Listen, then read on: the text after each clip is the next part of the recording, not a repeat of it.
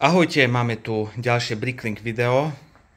Máme mesiac august a urobil som nejaké dva menšie nákupy. Bol som teraz prevziať balíky. Už som trošku tie balíky načal otvoril, aby sme sa nezdržiavali pri ich otváraní. No a ideme sa pozrieť do prvého väčšieho balíka, že čo mi prišlo. Takže v tomto balíku, a vyberiem zo sáčka, ak sa mi to podarí. Nepodarilo sa mi to jednou rukou, ale vidíte, že sú takéto sklička, ktoré používam ako okná. Takže takéto sklička. Ale čo vám ukážem, tu keď prejdem, tak tu je tento fresh obchod, v ktorom je jedno skličko, zvyšné dva som inde použil a idem z toho robiť tzv. Mock, akože vlastnú tvorbu z lega. To úplne takmer rozoberem a s väčším rozšírim, takže budem mať svoj vlastný obchod. No a potreboval som takéto sklička, lebo keď sa prejdeme na druhú stranu, len zasuniem stoličku, sa presuniem na druhú stranu. Sklička som použil tu pri vstupe do metra a ešte tu budem potrebovať ďalšie dva.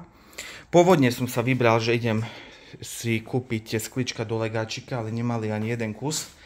Takže som objednával cez Bricklink, no už sa mi neoplatilo jedno objednávať, tak rovno som objednal nejakých 70 takýchto skličok, využijem. A potom rôzne takéto panely, modré, alebo takéto s otvorom, vyzerajú ako špeciálne bezpečnostné dvere niekde vo väznici a budem stavať väznicu. Takú špeciálnu väznicu, ktorá bude mať značnú časť pod vodou, takže väzni budú uväznení pod vodou. A ešte takéto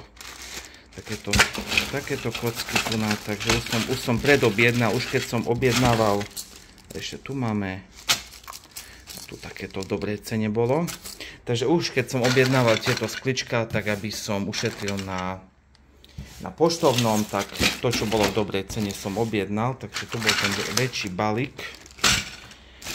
Hlavne tie okná konečne prišli a môžem pokračovať v stavbe, lebo veľmi rýchlo sa minuli. Moje zásoby som použil na spodnú stranu pri stavbe metra, takže neostalo mi už nič, musel som doobjednať. No idem teraz pozrieť tú menšiu škatulu. Tak to som bol na pošte. Bomba v cene boli žlté kocky nejakých 1,7 centa, keď si dobre pamätám, takže som zobral, lebo prečo som zobral? Trošku som prerobil túto časť, že tu bude výťah. Tu bude špeciálny držiak na motorček a batérie, ktoré objednám z Lego stránky, aby tento eskalátor sa vedel hýbať a už došli mi kocky, aby som vedel dokončiť komplet celý tento rám. Takže potreboval som niečo doobjednať a už žlté kocky nechcem vidieť. Myslím, že tých žltých kockov som mal najviac. Som ich použil pri stavbe metra. Môžete pozrieť v tých starších videách, že komplet spodné metro je zo žltých kociek. Takéto ešte kocky vo veľmi dobrej rovnakej cene. Inde keby som kupoval podľa mňa 3x-4x drahšie. No a na čo som sa najviac tešil, a to sa mi podarilo otvoriť, sú tieto minifigurky. Sice sú zabalené, nebudem vedieť ukázať, ale v jednej by mala byť mrkva. Možno urobím ďalšie video, kde budem rozoberať a poukazujem tieto minifigurky.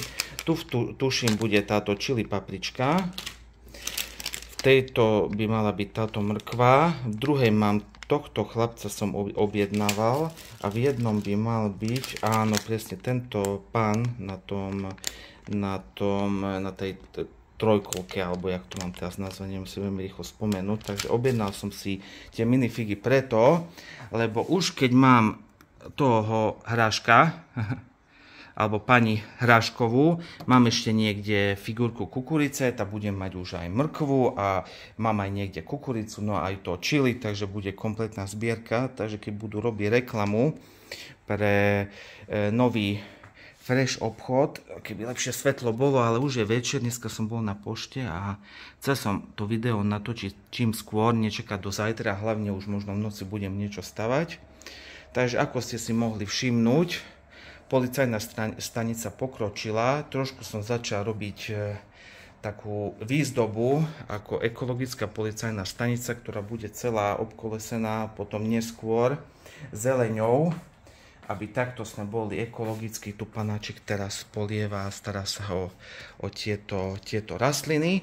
A dokončil som vývod z metra. Toto som potreboval čím skôr dokončiť, tento východ alebo vchod do metra, aby mi tam nesadal prach, lebo s prachom je, čo sa týka lega, stále problém. A takto ešte si ukážeme z prednej strany. Som urobil výzdobu, ako keby sú tam také malé billboardy reklamné a tam je šípka, že ľudia majú, alebo Lego panáčikovia majú ísť tým smerom dole. Takže toto bolo video o mojom poslednom nákupe. Ak ma ešte nesledujete, poprosím, dajte odber. A ďakujem za každé, páči sa mi to, za každý jeden komentár, čo vás napadne. No a ja idem pokračovať vo stavaní Lego mesta, ktoré je postupne zaplavované vodou a musia sa panáčikovia prispôsobiť aj oni zmene klímy, globálnemu oteplovaniu. Ako vidíte, špeciálne bariéry majú tieto budovy, aby odolali aj nejaké väčšie prílovovej vlne. No a vidíme sa pri ďalšom videu a ahojte.